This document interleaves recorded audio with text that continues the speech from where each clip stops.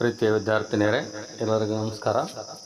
ಇವಾಗ ನನ್ನ ಯೂಟ್ಯೂಬ್ ಚಾನಲ್ನಲ್ಲಿ ಗದುಗಿನ ಭಾರತ ಕುಮಾರವ್ಯಾಸ ಕವಿ ಬರೆದಿರುವ ಸಾರಥಿ ತನವ ಕೈಕೊಂಡನು ಈ ಕಾವ್ಯ ಭಾಗದಲ್ಲಿ 10ನೇ ಪದ್ಯದಿಂದ ಹಿಡಿದು 17ನೇ ಪದ್ಯದವರೆಗೆ ವಿವರಣೆಯನ್ನು ಕೊಟ್ಟಿದ್ದೀನಿ.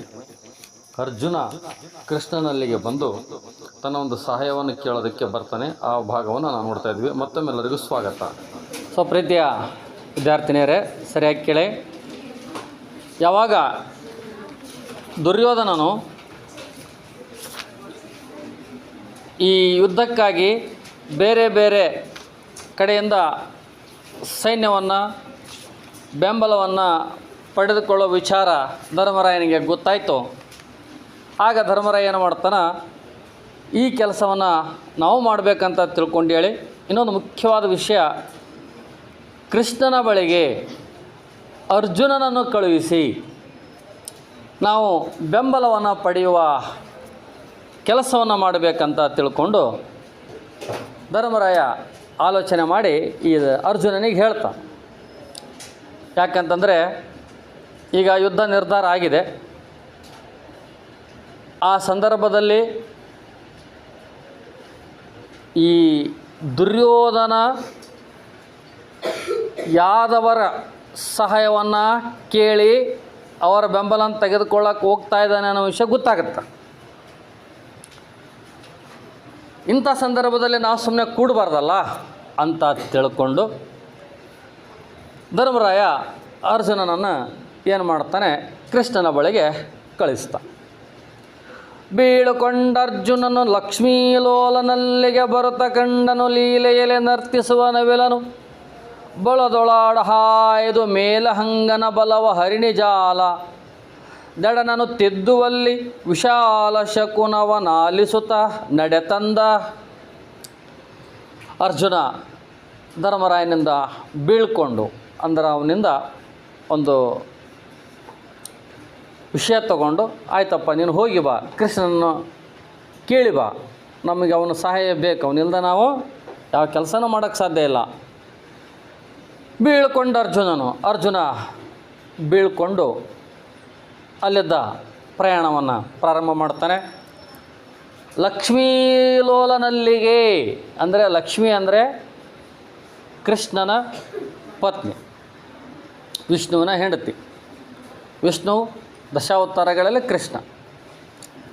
ಲಕ್ಷ್ಮೀಲೋಲನಲ್ಲಿಗೆ ಅಂದರೆ ಕೃಷ್ಣನಲ್ಲಿಗೆ ಬರ್ತಾ ಇರಬೇಕಾದ್ರೆ ಕಂಡನು ಲೀಲೆಯಲ್ಲಿ. ಅರ್ಜುನನಿಗೆ ಆ ಕೃಷ್ಣನ ಭೇಟಿ ಆಗಕ್ಕೆ ಹೋಗುವಂಥ ಸಂದರ್ಭದಲ್ಲಿ ಶುಭ ಶಕುನಗಳು ಕಾಣಿಸ್ತವೆ. ಶುಭ ಶಕುನಗಳು ನಾವ್ಯಾರಾದರೂ ಕೆಲಸಕ್ಕೆ ಹೋಗ್ಬೇಕಾದಾಗ ಕೆಲಸ ಆಗಬೇಕು ಅಂತಂದರೆ ಒಂದು ರೀತಿಯಾಗಿ ನಮಗೆ ಈ ಅಲ್ಲಿ ಇನ್ಸಿಡೆಂಟ್ಗಳು ನಡೀತಿರ್ತವೆ, ಘಟನೆಗಳು, ಎದುರಿಗೆ ಬರ್ತಕ್ಕಂಥ ವಸ್ತುಗಳು, ವ್ಯಕ್ತಿಗಳು, ಪಕ್ಷಿಗಳು ಏನಿರ್ತಾವಲ್ಲ, ನಮಗೆ ಆತ್ಮಸ್ಥೈರ್ಯವನ್ನು ಕೊಡ್ತಿರ್ತವೆ. ಕೆಲವು ಸಂದರ್ಭದಲ್ಲಿ ಯಾವುದಾದ್ರೂ ಒಂದು ಕೆಲಸಕ್ಕೆ ಹೋಗ್ಬೇಕಾದ್ರೆ ಖಾಲಿ ಕೂಡ ಬಂದಪ್ಪ ಅಂದ್ರೆ ಮಂದಿ ಏನು ಅನ್ಕೊಂತಾರೆ, ಕೆಲಸ ಆಗಲ್ಲ ಅನ್ಕೊಂತಾರೆ. ಖಾಲಿ ಕೂಡ ಒಯ್ಯಬೇಕಂತ ಹೆಣ್ಮಗಳನ್ನ ಟೈಮ್ ಹಚ್ಚಿ ಕುಂತ್ಕೊಂಡಿರ್ತಾರ, ಇಲ್ಲ, ಅವ್ರ ಪಾಡಿ ಅದೊಂದು ನಂಬಿಕೆ ಅಷ್ಟೇ. ಅರ್ಜುನನ ಹಿಂಗೆ ಬರ್ತಾ ಇರಬೇಕಾದ್ರೆ ಅವನಿಗೆ ನವಿಲು ನರ್ತಿಸುವಂಥದ್ದು ಕಾಣಿಸುತ್ತೆ. ಅಂದರೆ ಅದೊಂದು ಕೆಲಸ ಆಗುತ್ತೆ, ನಾನು ಹೋಗೋ ಕೆಲಸ ಆಗುತ್ತೆ ಅನ್ನುವಂಥ ನಂಬಿಕೆ. ನಾವೇನೋ ಕೆಲಸ ಹೋಗ್ತಾ ಇರ್ಬೇಕಾದ್ನಪ್ಪ ಅಂದರೆ ಗಿಳಿ ಬಂತು, ಭಾಳ ಒಳ್ಳೆಯದು, ಕೋಗಿಲೆ ಹಾಡಿತು, ಭಾಳ ಒಳ್ಳೆಯದು, ಅರ್ಥ ಆಯ್ತಾ? ಅದೇ ಕತ್ತಿ ಬಂದು ನಿಂತ್ಕಂತಂದ್ರೆ ಭಾಳ ಕಷ್ಟ, ಅರ್ಥ ಆಯ್ತು? ಹಿಂಗೆ ಈ ರೀತಿಯಾಗಿ ಆ ನವಿಲು ನರ್ತಿಸುವುದನ್ನು ಕಂಡ, ಆಮೇಲೆ ಜಿಂಕೆಗಳು ಓಡಾಡುವುದನ್ನು ಕಂಡ, ಒಟ್ಟಾರೆಯಾಗಿ ಶುಭವಾದ ಸೂಚನೆಗಳನ್ನು, ನಾವು ಹೋಗೋ ಕೆಲಸ ಆಗುತ್ತಪ್ಪ ಈಗ, ಭಾಳ ಚೆನ್ನಾಗಾಗುತ್ತೆ, ಅದೊಂದು ಮನಸ್ಸಿಗೆ ಸ್ಥೈರ್ಯವನ್ನು ಕೊಡ್ತದೆ. ಶುಭ ಸೂಚನೆಗಳು ಕಾಣಿಸ್ತವೆ, ಶುಭ ಶಕನಗಳು ಕಾಣಿಸ್ತವೆ. ಇಂಥ ಶುಭ ಸೂಚನೆಗಳನ್ನು, ಶುಭ ಶಕನಗಳನ್ನು ನೋಡುತ್ತಾ ಅರ್ಜುನನು ಸೀದಾ ದ್ವಾರಕಾ ನಗರಿಗೆ ಬರುವಂಥ ಸಂದರ್ಭದಲ್ಲಿ ಹೊಗಳತ್ತ ಅರ್ಜುನನ ಸುರರಿಪುವಿನ ನಗರಿಗೆ ತಂದರ ಮನೆಗೆ ಬರಲಗದರನು ಮಂಚದಲ್ಲಿ ನಿದ್ರಾಂಗನೆಯ ಕೇಳಿಯಲೆ ಸೊಗಸ ಮಿಗಲರೆದರೆದ ಲೋಚನೆಯುಗಳ ಸಮತಳಿಸಿದ ಸುಸುಪ್ತಿಯ ಬಿಗುಹುವಿನಲ್ಲಿ ಪರಮಾತ್ಮ ನೆಸೆದನು ಭ್ರಾಂತಿಯೋಗದಲ್ಲಿ. ಯಾವಾಗ ಅರ್ಜುನ ಕುಣಿಯುವ ನವಿಲನ್ನು, ಜಿಗಿಯುವ ಜಿಂಕೆಗಳನ್ನು, ಮತ್ತೊಂದನ್ನು ನೋಡ್ತಾ ನೋಡ್ತಾ ಹೊಗಳುತ್ತ ಅರ್ಜುನನ ಅಸುರ ರಿಪುವಿನ ಹೊಗಳುತ್ತಾ, ಯಾರನ್ನು ಹೊಗಳುತ್ತಾ? ಅಸುರ ರಿಪುವಿನ ಹೊಗಳುತ್ತಾ. ಅಸುರ ರಾಕ್ಷಸರು, ರಿಪು ಅಂದರೆ ವೈರಿ, ರಾಕ್ಷಸರ ವೈರಿ ಯಾರು? ಕೃಷ್ಣ. ಕೃಷ್ಣನ ಲೀಲೆಯನ್ನು, ಕೃಷ್ಣನ ಗುಣಗಾನವನ್ನು, ಕೃಷ್ಣನ ಶಕ್ತಿ ಸಾಮರ್ಥ್ಯಗಳನ್ನು ಹೊಗಳುತ್ತಾ ಹೊಗಳುತ್ತಾ ಅರ್ಜುನ ನಗರಿಗೈತಂದರ ಮನೆಗೆ, ಆ ದ್ವಾರಕಾ ನಗರಕ್ಕೆ ಬಂದ,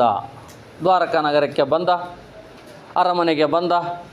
ಬರಲಗದರನ ಮಂಚದಲ್ಲಿ ನಿದ್ರಾಂಗನೆಯ ಕೇಳಿಯಲಿ, ಹಿಂಗೆ ಬರ್ತಾ ಇದ್ದ. ಅರಮನೆಯಲ್ಲಿ ಬಂದ ತಕ್ಷಣವೇ ಕೃಷ್ಣ ನಿದ್ರೆಯನ್ನು ಮಾಡ್ತಾ ಇದ್ದಾನೆ. ಆರಾಮ ಚಿಂತಿಲ್ಲದ ಪುರುಷ, ಸುಖ ಪುರುಷ ಕೃಷ್ಣ. ಬೆಂಕಿ ಹಚ್ಚೋದು ಕೈ ಬಿಟ್ಬಿಡೋದು, ಅದು ತುರಿತಿರುತ್ತೆ.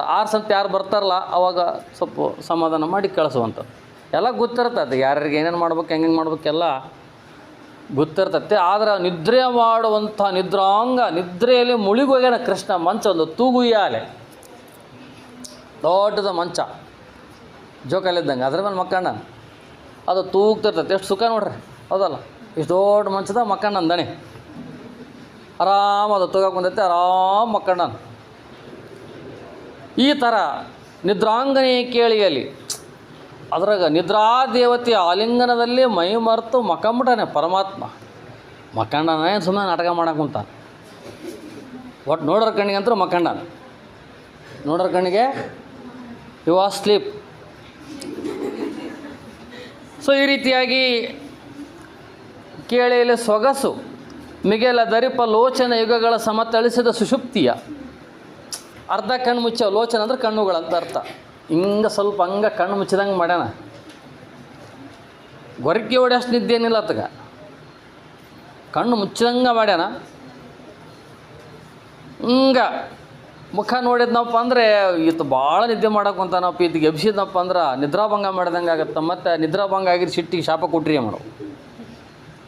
ಭಾಳ ನಿದ್ದೆ ಮಾಡೋರಿಗೆ, ಸುಖವಾಗಿ ನಿದ್ದೆ ಮಾಡೋರಿಗೆ ಎಬ್ಸಕ್ಕೆ ಹೋಗ್ಬಾರ್ದು, ಸ್ವಲ್ಪ ತಾಳ್ಮೆಯಿಂದ ಕಾಯ್ಬೇಕು. ಆ ರೀತಿಯಾಗಿ ಪರಮಾತ್ಮನ ನಸೆದನ್ನೋ ಭ್ರಾಂತಿ ಯೋಗದಲ್ಲಿ ಕೃಷ್ಣ ಪರಮಾತ್ಮ ಭ್ರಾಂತಿ ಸುಖವಾಗಿ ನಿದ್ದೆ ಮಾಡುವಂಥದ್ದನ್ನು ಅರ್ಜುನ ನೋಡಿದ ಮೇಲೆ ಏನಾಗುತ್ತಾ?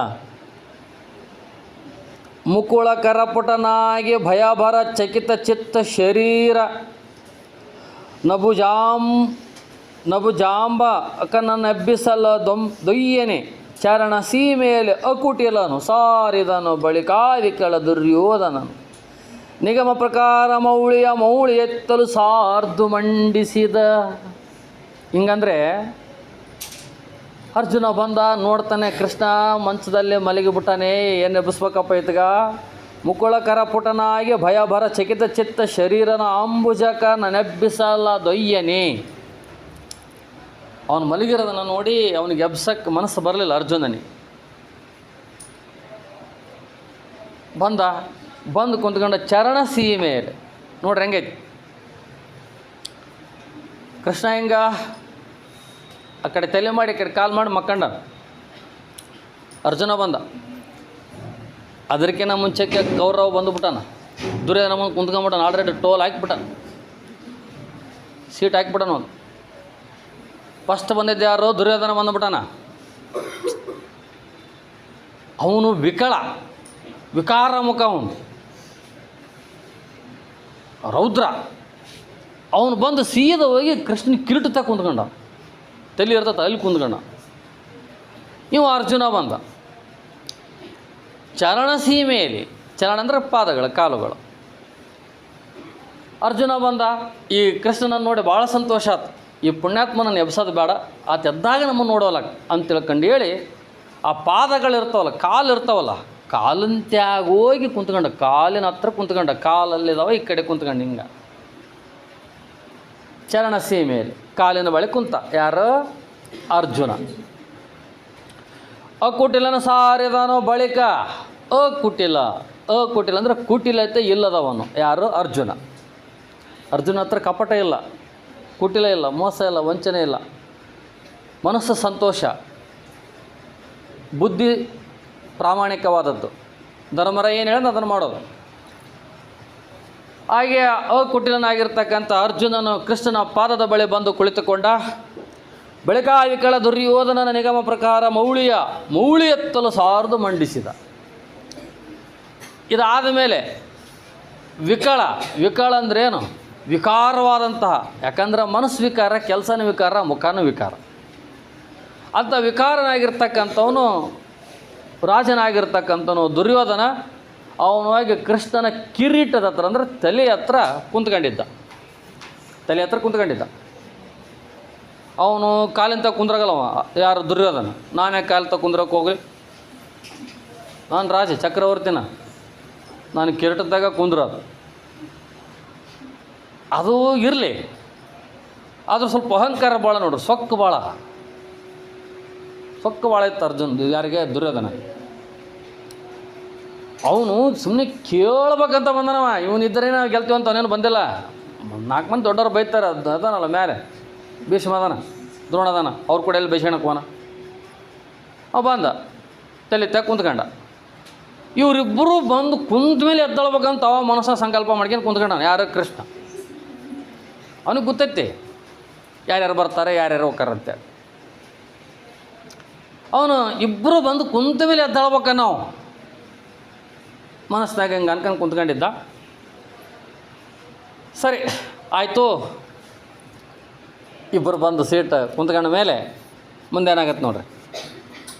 ಇರಲು ನಿಮಿಷದೊಳ ಸೌರರಿಪು ಮೈ ಮುರಿದ ನಪ್ಪ ಒಡಸಿದ ನಿದಿರಲಿ ಸುರಪತಿಯ ಸೂನುವನು ಕಂಡನು ನಗೆಯ ಮೊಳೆ ಮಿನುಗಿ ತಿರುಗಿ ನೋಡುತ್ತ ತಲೆಯ ದಸೆಯಲಿ ಕುರುಕುಲೇಶ್ವರಪ್ಪನ ವಿಕಾರತೆ ಇರುವ ಕಂಡ ನಿದೇನೆಂದ ಸುರರಿಪು ನುಡಿದ.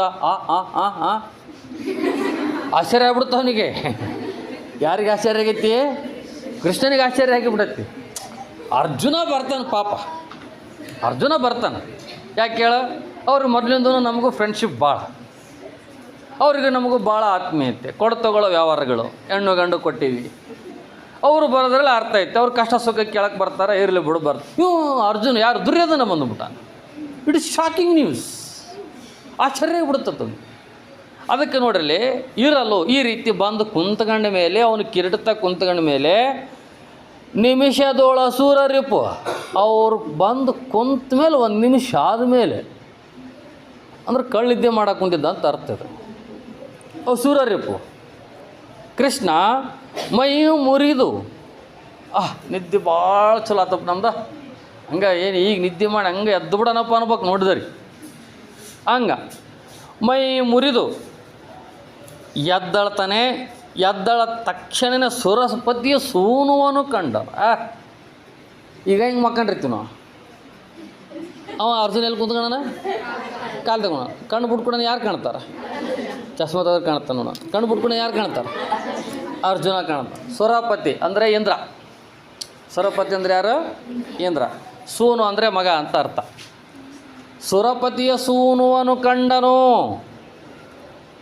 ನಗೆಯ ಮೊಳೆ ಮಿಸುಗೆ ಯಾವಾಗ ಅರ್ಜುನನ ಕಂಡ, ಇಂದ್ರನ ಮಗ ಅರ್ಜುನನ ಕಂಡ. ಯಾಕಂದರೆ ಮಕ್ಕಂಡಾಗ ನಮ್ಮ ದೃಷ್ಟಿ ಈ ಕಡೆಗೆ ಬೀಳ್ತೈತಿ. ಅವ್ನು ಕಾಲಿಂತ ಕುಂತ್ಕೊಂಡಿದ್ದ, ಸೀದಾ ಕಣ್ಣು ತೆಗೆದ ತಕ್ಷಣವೇ ಯಾರು ಕಾಣ್ತಾರೆ? ಅರ್ಜುನ ಕಾಣ್ತಾನೆ. ಅರ್ಜುನ ಕಂಡ ತಕ್ಷಣ ಅವನಿಗೆ ಭಾಳ ಸಂತೋಷ ಆಗತ್ತೆ. ಯಾಕಂದ್ರೆ ಸುಭದ್ರನ ಕೊಟ್ಟಾನ, ತಂಗಿನ ಕೊಟ್ಟಾನ, ಸುಮ್ಮನೆ ಮತ್ತೆ ಹೌದಲ್ಲ. ಮತ್ತು ಹಿಂಗಾಗಿ ಮತ್ತೆ ಭಾಳ ಸಂತೋಷ ಆಗುತ್ತೆ. ಅಲ್ಲೆಲ್ಲ ಅರ್ಜುನ ಯಾವಾಗ ಬಂದೆ ವೇರ್ನೆಸ್ ಬರ ಅಂತ ತಿಳ್ಕೊಂಡು ಭಾಳ ಖುಷಿಯಿಂದ ಹಿಂಗೆ ಎದ್ದು ಅರ್ಜುನನನ್ನು ಅಪ್ಪಿಗೆಣ್ಣಂಗೆ ಮಾಡಿ ಅವನಿಗೆ ಶುಭಾಶಯ ಹೇಳ್ತಾನೆ. ಹಿಂಗೆ ಹೇಳತ್ತಡನ ತಿರುಗಿ ನೋಡುತ್ತ ತಲೆಯ ದಸೆಯಲ್ಲಿ ಹಿಂಗೆ ನೋಡಿ ಅವ್ನಿಗೆ ಗೊತ್ತೈತೆ ಇಬ್ಬರು ಬಂದಿರೋದು. ಅವನಿಗೆ ಇಬ್ಬರು ಬಂದಿರೋದು ಗೊತ್ತೈತಿ. ಆದರೂ ನಾಟಕ ಹೆಂಗ ಇವನು ಮಾತಾಡ್ಸಿದ ಮೇಲೆ ಅವನು ಮಾತಾಡಿಸ್ಬೇಕು. ಯಾಕಂದ್ರೆ ಇವ್ನು ಕಾಲು ತಗೊಂಡು ನಾವು ಭಯ, ಭಕ್ತಿ, ವಿನಯ, ನಯ ಎಲ್ಲ ಐತೆ ಅಂತಾಗ ತಿಳ್ಕೊಳ್ರಿದ್ರೆ ಒಂದೊಂದು ಸೂಕ್ಷ್ಮತೆಗಳಂಗದ ನೋಡ್ರಿ. ಅರ್ಜುನನಲ್ಲಿ ಭಕ್ತಿ ಭಾವ ಐತಿ. ಅದಕ್ಕೆ ಅವನು ಕೃಷ್ಣನ ಪಾದ ತಗೊಂಡು ಕೃಷ್ಣ ನಿನ್ನ ಪಾದ ಸಾಕೋ ನನಗಂತ. ಮತ್ತು ದಿಮಾಗ್ ಜಾಸ್ತಿ ಐತಿ ಯಾರ್ತಾಗ? ದುರ್ಯೋಧನ. ಅದಕ್ಕೆ ಅವಂತ ಕಾಲಿಗೆ ತಗ ಕುಂತಿರಲ್ಲ. ಕಾಲಿದ ಸೀಟ್ ಖಾಲಿ ಇತ್ತು ಆದರೂ ಕುಂತಿಲ್ಲ. ಸೀದಾ ಹೋಗಿ ಅಲ್ಲಿ ಕುಂದಿರ್ತಾನೆ, ಎಲ್ಲೇ ತಲೆ ತಕ್ಕ ಕುಂದಿರ್ತಾನೆ. ಕುಂತ ಮೇಲೆ ತಿರುಗಿ ನೋಡಿದನು ತಲೆ ಅವ ಅಯ್ಯೋ ಬಾ ದುರ್ಯೋಧನ ನೀನು ಯಾವಾಗ ಬಂದು ನೀನು ಯಾವಾಗ ಬಂದಪ್ಪ ಅಲ್ಲೆಲ್ಲ ದುರ್ಯೋಧನ ನಮಸ್ಕಾರಪ್ಪ ನಮಸ್ಕಾರ ಆರಾಮದೇಯಪ್ಪ. ಓ ವೆರಿ ನೈಸ್ ವೆರಿ ನೈಸ್. ತಲೆಯ ದಶೆಯಲ್ಲಿ ಕುರುಕುಲೇಶ್ವರನ ವಿಕಾರತೆ ಇರುವ ಕಂಡದೇನು ಅಸುರರಿಪ ನೋಡಿದು. ಬಾಬು ಏನು ದುರ್ಯೋಧನ ನಮ್ಮಂಥವ್ರ ಮನೆಗೆ ಬರೋದಂದ್ರೆ ಇದು ಭಾಳ ಆಶ್ಚರ್ಯಕರವಾದ ಸಂಗತಿ. ಏನು ನಮ್ಮಂಥವ್ರ ಮನೆಗೆ ಬಂದುಬಿಟ್ಟಿಯಲ್ಲೋ ದುರ್ಯೋಧನ, ಏನು ವಿಶೇಷ ಏನಪ್ಪ? ಆಯ್ತು, ಫಸ್ಟಿಗೆ ಅವ್ನು ಮಾತಾಡ್ಸ್ಬೇಕಾಯ್ತು. ಯಾರು ಮಾತಾಡ್ಸ್ಬೇಕಾಯ್ತು? ಅರ್ಜುನ ಮಾತಾಡ್ಸ್ಬೇಕಾಯ್ತು. ಅವನು ಬಂದಿರೋದು ಗೊತ್ತೈತಿ. ಅವನು ದುರ್ಯೋಧನ ಇರಲಾಳಪ್ಪ ನಮಸ್ಕಾರ ನಮಸ್ಕಾರ ಸುಮ್ಕೆ ಬಂದನೀಗ ಔಪಚಾರಿಕವಾಗಿ ನಮಸ್ಕಾರ ಅನ್ಬೇಕು, ಕೇಳಬೇಕು, ಮಾಡಬೇಕು, ಎಲ್ಲ ಆಯ್ತು. ಯಾವಾಗ ದುರ್ಯೋಧನನ ನೋಡಿ ಆಶ್ಚರ್ಯ ಪಡ್ತಾ, ಏನು ದುರ್ಯೋಧನ ನಮ್ಮಂಥವ್ರ ಮನೆಗೆ ಯಾವ್ದವ್ರ ಮನೆಗೆ ನೀನು ಕುರುಕುಲೇಶ್ವರ ಅಂದ್ರೇನು, ಏನು ಕತೆ ಇದು? ಭಾಳ ಅದ್ಭುತ ಬಿಡೋದು, ಭಾಳ ಅದ್ಭುತ ಇದು. ಆಯಿತು ಬಂದಿದೆ, ಭಾಳ ಸಂತೋಷ, ನಮ್ಮಿಂದ ನಿಮಗೆ ಸ್ವಾಗತ ಅಂತ ತಿಳ್ಕೊಂಡು ಮ್ಯಾಗ ಡೈಲಾಗ್ ಹೊಡ್ದ. ವೀಳೆಯವ ತಾಕೊಂಡು ಕುರುಭೂಪಾಲ ಪಹರ್ತರಿಗೆತ್ತು ಲಕ್ಷ್ಮೀ ಲೋಲ ನುಡಿಸಿದ ನಭಯರಾಗಿರುತ್ತ ಬರವೇನು ಹೇಳಿರೈ ಬರವ ಘಟಿತವಲ ಮೇಳವೇ ಕಡು ಮಾನ್ಯರೆಮ್ಮಿ ಯಾ ಕುಲಕ್ಕೆ ಬರವೇನೆನಲು ಕುರುರಾಯ ನಿಂತೆಂದ. ಯಾವಾಗ ಕೃಷ್ಣ ಇಬ್ಬರಿಗೆ ಫಸ್ಟ್ ಅರ್ಜುನನಿಗೆ ಮಾತಾಡಿಸಿ ಆಮೇಲೆ ದುರ್ಯೋಧನ ಮಾತಾಡಿಸಿದೆ.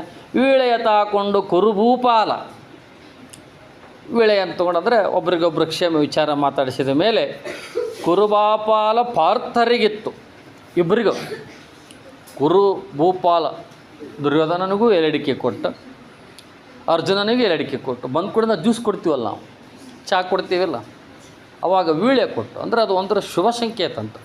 ಮನೆಗೆ ಬಂದವ್ರಿಗೆ ಸ್ವಲ್ಪ ನೀರು ಕೊಟ್ಟು ಒಂದು ಎಲೆಡಿಕೆ ಕೊಟ್ಟರೆ ಅದು ಭಾಳ ಒಳ್ಳೆಯದು ಅಂತ ಹೇಳ್ತಿದ್ರು. ಹಿಂಗೆ ಇಬ್ಬರಿಗೆ ವೇಳೆಯನ್ನು ಕೊಟ್ಟು ಲಕ್ಷ್ಮೀಲೋಲ ಅಂದರೆ ಕೃಷ್ಣ ನುಡಿದನ ಅಭಯರಾಯರಿಗಿತ್ತು. ನುಡಿದನು ಹೇಳ್ದ, ಇಬ್ಬರಿಗೂ ಹೇಳ್ದ ಬರವೇನು ಇತ್ತ ಬರವೇನು. ಓ ಇತ್ತ ಅಂದರೆ ಈ ಕಡೆಗೆ, ಏನಪ್ಪ ಇಬ್ಬರು ಈ ಕಡೆ ಬಂದುಬಿಡ್ರಿ, ಸೂರ್ಯ ಪಶ್ಚಿಮದಾಗ ಹುಟ್ಟೇನೆ ಏನು ಮತ್ತೆ ಅಲ್ಲ. ಅರ್ಜುನ ಅಂತ ಬರ್ತಿರ್ತಾನೆ ಅವಾಗ.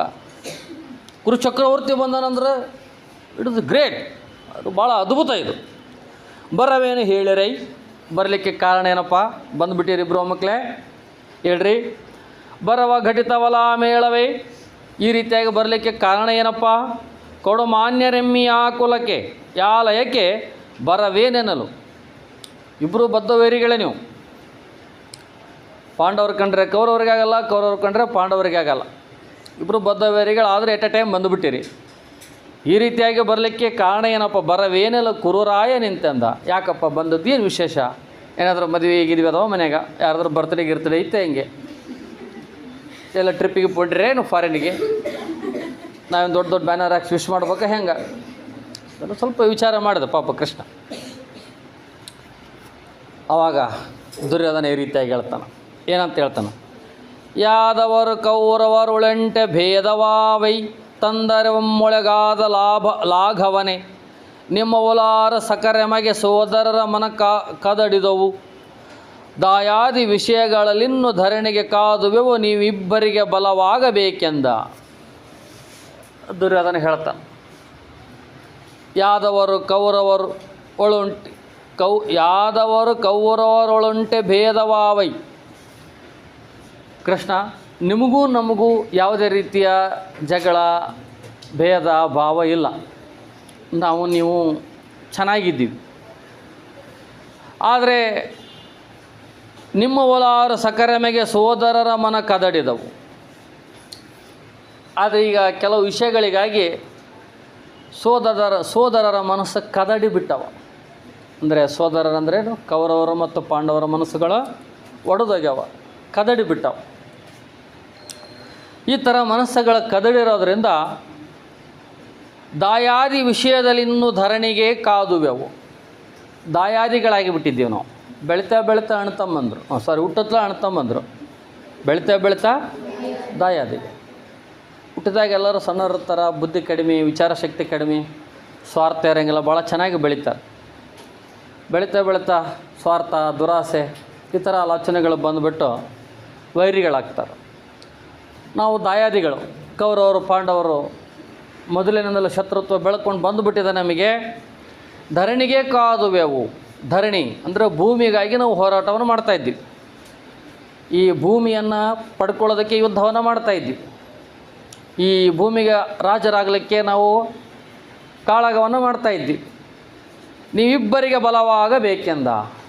ನೀವು ನಮ್ಮಿಬ್ಬರಿಗೂ ನೀವೇನಾಗಬೇಕೋ ಬಲ ಕೊಡಬೇಕು, ಸಪೋರ್ಟ್ ಮಾಡಬೇಕು, ಬೆಂಬಲ ಕೊಡಬೇಕು ನೀವು ಅಂತ ತಿಳ್ಕೊಂಡು ಯಾರು ಹೇಳಿದ್ರು? ದುರ್ಯೋಧನ ಹೇಳ್ದ. ಅವಾಗ ಕೌರವೇಶ್ವರ ಕೇಳು, ಧರಣಿ ಯಾರೊಡನ ನೊಕ್ಕ ತಕ್ಕವನಿದ್ದಾರ ಮೆಚ್ಚಿದಳಾದ ಸಂಗಡ ಉರಿಯ ಹಾಯ್ದ ಭೂರಿ ಮಮಕಾರದಲ್ಲಿ ನೃಪರು ವಿಚಾರಿಸಿದ ಧರೆ ತಮ್ಮದೆಂದೇ ನಾರಕದ ಸಾಮ್ರಾಜ್ಯಕ್ಕೆಯ್ದುವರೆಂದು ಹರಿ ನುಡಿದ. ಹರಿ ಅಂದರೆ ಯಾರು? ಕೃಷ್ಣ. ನುಡಿದ ಅಂದರೆ ಯಾರು ಹೇಳಿದರು? ಕೃಷ್ಣ ಹೇಳಿದ. ಕೃಷ್ಣ ಹೇಳ್ತಾನೆ ಯಾರಿಗೆ? ದುರ್ಯೋಧನನಿಗೆ. ನಾವು ದಾಯಾದಿಗಳಾಗಿ ಭೂಮಿಗಾಗಿ ಯುದ್ಧವನ್ನು ಮಾಡ್ತಾಯಿದ್ವಿ, ನಮಗೆ ನೀನು ಸಪೋರ್ಟ್ ಮಾಡಬೇಕೀಗ, ಬೆಂಬಲ ಕೊಡಬೇಕು. ಆವಾಗ ಕೃಷ್ಣ ಒಂದು ಮಾತು ಹೇಳ್ತಾನೆ, ಭಾಳ ಚಲೋ ಹೇಳ್ತಾನೆ. ಬರ್ರಿ ನಿಂತ್ಕೊಂಡ್ರಲ್ಲಿ ಒಬ್ಬರು ಯಾವಂದಾಗತ್ತೆ ಅವ್ರು ನಿಂತ್ಕೊಂಬಿಡ್ರಿ ಅಂತಂದು ಹೇಳಿಲ್ಲ ನಾವು. ಮೊದಲು ತಂದು ಒಳ್ಳೇದೇನೈತೆ ಎಲ್ಲ ಹೇಳಿಬಿಡ್ಬೇಕು. ಮಾತು ಕೇಳಿಲ್ಲ ಅನ್ನಪ್ಪ ಅಂದ್ರೆ ಕೆಟ್ಟ ಮೇಲೆ ಬುದ್ಧಿ ಬಂತು ಅಂತ ಹೇಳ್ತಾರೆ ನೋಡ್ರಿ. ಕೆಟ್ಟ ಮೇಲೆ ಬುದ್ಧಿ ಬಂದ್ರೆ ಉಪಯೋಗ ಇಲ್ಲ. ಕೆಡೋದಕ್ಕಿಂತ ಮುಂಚೆಕ್ಕೆ ನಾವು ಅಡ್ವೈಸ್ ಮಾಡಬೇಕಾಗತ್ತೆ ಅವ್ರಿಗೆ. ಆಮೇಲೆ ನಾನು ಹೇಳಿದಪ್ಪ ನನ್ನ ಮಾತು ಕೇಳಿಲ್ಲ ಅನುಭವಿಸ ಅಂತ ಹೇಳ್ತಾರೆ. ಅದಕ್ಕೆ ಕೃಷ್ಣ ಯಾವಾಗಲೂ ಒಂದು ಸ್ಟೆಪ್ ಅಡ್ವೈಸ್ ಮಾಡಿ ಅವನು ಮುಂದೆ ಸ್ಟೆಪ್ ಇಡ್ತಾನೆ. ಹಂಗೆಲ್ಲ ಇದು ಮಾಡೋಣಲ್ಲ. ಅವಾಗ ದುರ್ಯೋಧನಗೆ ಒಂದು ಮಾತು ಹೇಳ್ತಾನೆ, ಸೂಕ್ಷ್ಮ ವಿಚಾರ ಹೇಳ್ತಾನೆ. ಯಾಕಂದ್ರೆ ಮುಂದಾಗ ಅನಾಹುತ ಅವನಿಗೆ ಗೊತ್ತಿತ್ತು, ಏನಾಗುತ್ತೆ ಅನ್ನೋದು ಗೊತ್ತಿತ್ತು. ಆದ್ರೆ ಒಂದು ಮಾತು ಹೇಳಿ ಕಡಿಗೆ ಆಗ್ಬೇಕು ನೋಡ್ರಿ. ಅವ್ನ ಕರ್ತವ್ಯ ಅದು, ಮಾಡ್ದ. ಕೌರವೇಶ್ವರ ಕೇಳು, ದುರ್ಯೋಧನ ಕೇಳಪ್ಪ. ಧರಣಿ ನಾರಿ ಯಾರೊಡನೆ ಇರತಕ್ಕವಳಲ್ಲ. ಧರಣಿ ಅಂದರೆ ಭೂತಾಯಿ. ಈ ಭೂಮಿ ಯಾರಲ್ಲಿಯೂ ಕೂಡ ಇರುವವಳಲ್ಲ. ಸರಿಯಾಗಿ ತಿಳ್ಕೋ. ಅರ್ಥ ಆಗ್ತದೆ ನಿಮ್ಗೆ? ನೀವೇನು ಮಾಡ್ತಾ ಇದ್ದೀರೀಗ? ಭೂಮಿಗಾಗಿ, ಅರಸುತನಕ್ಕಾಗಿ, ಚಕ್ರವರ್ತಿತನಕ್ಕಾಗಿ, ರಾಜ ಆಗಬೇಕಂತ ತಿಳ್ಕೊಂಡು, ಭೂಮಿಯನ್ನು ಗೆಲ್ಲಬೇಕಂತ ತಿಳ್ಕೊಂಡು ಯುದ್ಧ ಮಾಡಕ್ಕೆ ಬಂದಿರಿ. ಆದರೆ ಭೂಮಿ ಈ ರಾಣಿ ಅದಳಲ್ಲ, ಭೂದೇವಿ ಅದಳಲ್ಲ, ಭೂರಮಣಿ ಅದಳಲ್ಲ, ಇವಳು ಯಾರ್ತಾಗೂ ಇರುವವಳಲ್ಲ. ಯಾರ್ತಾಗಿರಂಗಿಲ್ಲ ಇವಳು. ಈ ಭೂಮಿ ನಿನಕಿನ ಮುಂಚಿತವಾಗಿ ಭಾಳಷ್ಟು ಮಂದಿ ಗೆದ್ದಾರ. ಅವನು ಗೆದ್ದ, ಅವನದಾಗಿತ್ತು. ಅವನು ಹೋದ, ಇನ್ನೊಬ್ಬನ ಗೆದ್ದ, ಅವನದಾತು. ಮತ್ತೊಬ್ಬನ ಬಂದ, ಅವನದಾತು. ಮತ್ತೊಬ್ಬನ ಬಂದ, ಹಿಂಗೇ ಎಷ್ಟೋ ನಡ್ಕೊಂಡು ಬಂದುಬಿಟ್ಟತ್ತೆ. ಇಂಥ ಚಂಚಲವಾಗಿರುವ ಈ ಭೂಮಿಗಾಗಿ ಯುದ್ಧ ಮಾಡ್ತೀರಲ್ಲಪ್ಪ, ಯಾಕೂ ಮಾಡ್ತೀರಿ? ಬಿಟ್ಬಿಡ್ರಿ. ಒಂದು ಮಾತು ಹೇಳ್ಬೇಕು ನೋಡ್ರಿ, ಒಂದು ಮಾತು ಹೇಳ್ಬೇಕು, ತಿಳಿಸಿ ಹೇಳ್ಬೇಕು.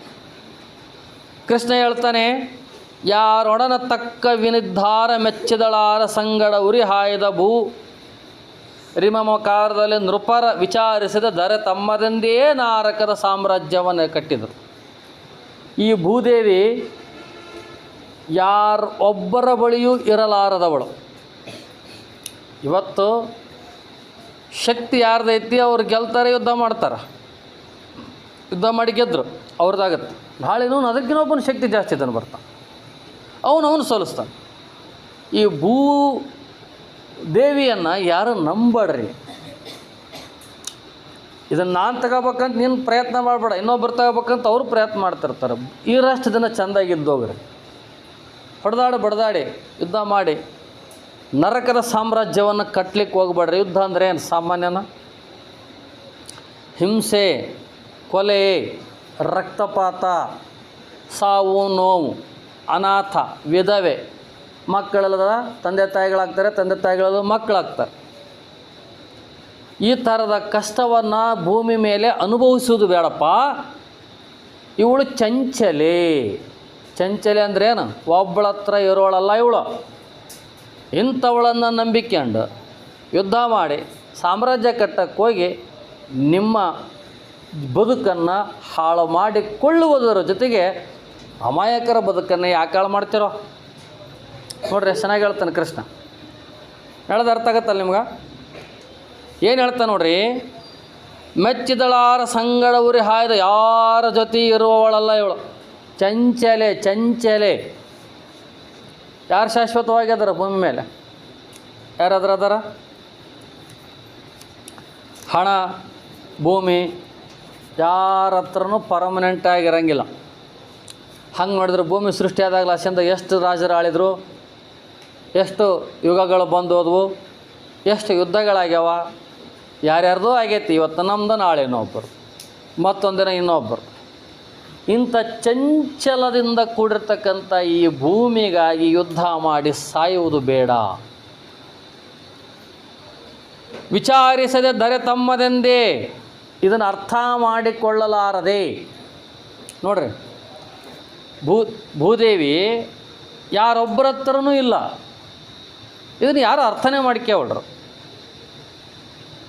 ಅರ್ಥ ಮಾಡ್ಕೊಳ್ಳಾರ್ದೇ ಭೂಮಿ ನಮ್ಮದೇ ಆಗಬೇಕಂತ ತಿಳ್ಕೊಂಡು ನರಕದ ಸಾಮ್ರಾಜ್ಯವನ್ನು ಕಟ್ಟಿದರು. ಮತ್ತೆ ಸತ್ತೋದ್ರು. ಯಾರು ಬದುಕ್ಯಾರ ಶಾಶ್ವತವಾಗಿ? ಇದನ್ನೆಲ್ಲ ಬಿಡ್ರಿ. ನನಗೆ ಇಬ್ಬರು ಬೇಕು. ಕೃಷ್ಣ ಒಂದು ಮಾತು ಕಡೆಗೆ ಆಗೋ ಮಾತು ನೋಡ್ರಿ ಹೆಂಗೆ ಹೇಳ್ತಾನೆ, ನನಗೆ ಇಬ್ಬರು ಬೇಕು. ನನಗೆ ಅರ್ಜುನನೇ ಹೇಗೋ ನೀವು ಹಂಗೆ. ಈಗ ಅರ್ಜುನ ನಮಗೆ ಬೀಗರಾಗಬೇಕಂತಂದರೆ ಅರ್ಜುನನ ಸಹೋದರ ನೀವು ನಮಗೆ ಬೀಗರಿದ್ದಂಗೆ. ಇದರಲ್ಲಿ ಅಂತಹ ಪರಿ ನಾನು ಒಬ್ಬರ ಪರವಾಗಿ ಆ ಥರ ಏನು ಹೇಳ್ತೀನಲ್ಲ, ಯುದ್ಧ ಮಾಡಂತಲೇ ಹೇಳಂಗಿಲ್ಲ, ಮಾಡ್ರಂತ ನನ್ನ ಅಭಿಪ್ರಾಯ ಹೇಳೀನಿ. ಯುದ್ಧದಿಂದ ನಷ್ಟ ಖಂಡಿತ. ಹೋಗಲಿ, ಗೆದ್ದ ಮೇಲೆ ನೀನು ಚಿರಂಜೀವಿಯಾಗಿ ಉಳಿಯೋಕ್ಕೆ ಸಾಧ್ಯ ಐತಾ? ಪಾಂಡವರಿಗೆ ಗೆದ್ದರೂ ಉಳಿಯಂಗಿಲ್ಲ, ಕೌರವರಿಗೆ ಗೆದ್ದರೂ ಉಳಿಯಂಗಿಲ್ಲ. ಯಾರೇ ಆಗಲಿ ಒಂದು ಕಾಲದವರೆಗೆ ಜೀವನ ಮಾಡ್ತಾರೆ, ಅದನ್ನು ಆಳ್ತಾರೆ. ಅವರ ಕಾಲವಾದ ಮೇಲೆ ಇನ್ನೊಬ್ಬರ ವಶ ಆಗುತ್ತೆ. ಹೀಗಿರುವಾಗ ಇದ್ರ ಬಗ್ಗೆ ಆಲೋಚನೆ ಮಾಡಿರಿ, ವಿಚಾರ ಮಾಡಿರಿ. ಸುಮ್ಮನೆ ಯುದ್ಧ ಮಾಡೋದೇ ದೊಡ್ಡ ವಿಷಯ ಅಲ್ಲ. ನಿಮ್ಮ ಕಡೆನೇ ಸೈನ್ಯ ಇರ್ತಾರೆ, ಇವ್ರ ಕಡೆನೇ ಸೈನ್ಯ ಇರ್ತಾರೆ. ಹೋರಾಡ್ತೀರಿ, ಖಡ್ಗಕ್ಕೆ ತಲೆ ಕೊಡ್ತೀರಿ, ಸಾಯ್ತೀರಿ. ಇದರಿಂದ ಏನು ಲಾಭ? ಬದುಕಿರ್ಬೇಕು 4 ದಿನ, ಚೆನ್ನಾಗಿ ಬದುಕಿ ಹೋಗ್ರಿ ಅನ್ನುವಂಥ ಒಂದು ತಿಳುವಳಿಕೆಯ ಮಾತನ್ನು ನರಕದ ಸಾಮ್ರಾಜ್ಯವನ್ನು ಅರುವಿದರೆ ಎಂದು ಹರಿ ನುಡಿದ. ನರಕದ ಸಾಮ್ರಾಜ್ಯವನ್ನು ಕಟ್ಟಿದ್ರು.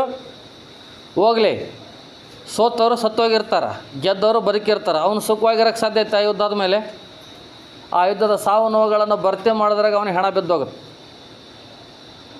ಎಷ್ಟು ಯುದ್ಧಗಳಾಗಿಲ್ಲ ಇದ್ರಂಗೆ. ಯುದ್ಧ ಮಾಡೋದ್ನಾಗ ಹುರುಪ್ಲಿಂದ ಮಾಡ್ತಾರೆ. ಯುದ್ಧ ಆದಮೇಲೆ ಸೋತವನಿಗೂ ಕಷ್ಟ, ಗೆದ್ದವನಿಗೂ ಕಷ್ಟ. ಇಂಥ ಎಷ್ಟು ಯುದ್ಧಗಳ ಇತಿಹಾಸದೆಲ್ಲ ನಾವು ನೋಡೀವಿ. ಅದಕ್ಕೆ ಯುದ್ಧದ ವಿಷಯ ಬಿಟ್ಬಿಡ್ರಿ ಅನ್ನುವಂಥ ಮಾತನ್ನು ಯಾರು ಹೇಳ್ತಾರ? ಕೃಷ್ಣ ದುರ್ಯೋಧನನಿಗೆ ಸೂಕ್ಷ್ಮವಾಗಿ ತಿಳಿಸಿ ಹೇಳ್ತಾನೆ. ಅವನು ಅರ್ಥ ಮಾಡ್ಕೊಳ್ಳಲ್ಲ ಅಂತ ಗೊತ್ತೈತಿ, ಆದರೂ ಒಂದು ಕೆಲಸ ಮಾಡಬೇಕಲ್ಲ, ಮಾಡಿದ. ನಾಡಿಗೋಸುಗ ಸೋದರರ ಹೊಯ್ದಾಡಿ ಹರಿಹಂಚದಾರೆಂಬುದು ನಾಡಿದುಹುದೇ ಲೋಕ.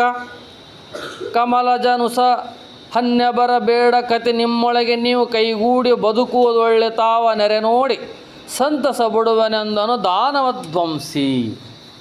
ನೋಡ್ರಿ, ಇನ್ನೂ ಎಷ್ಟು ಚಂದ ಹೇಳ್ತಾರೆ ಕೃಷ್ಣ. ದಾನವ ಅಂದರೆ ರಾಕ್ಷಸ ಅಂತ ಅರ್ಥ. ಧ್ವಂಸಿ, ದಾನವ ರಾಕ್ಷಸನನ್ನು ಸಂಹಾರ ಮಾಡಿರ್ತಕ್ಕಂಥವನು ಕೃಷ್ಣ ಅಂತ ಅರ್ಥ. ಹೇಳ್ತಾನೆ, ನಾಡಿಗೋಸುಗ, ನಾಡಿಗಾಗಿ, ರಾಜ್ಯಕ್ಕಾಗಿ, ಸೋದರರು ಹೊಯ್ದಾಡಿ, ಅಣ್ತಮ್ಮಂದರು ಹೊಡೆದಾಡಿ ಸಾವು ಹರಿಹಂಚದರೆಂಬುದು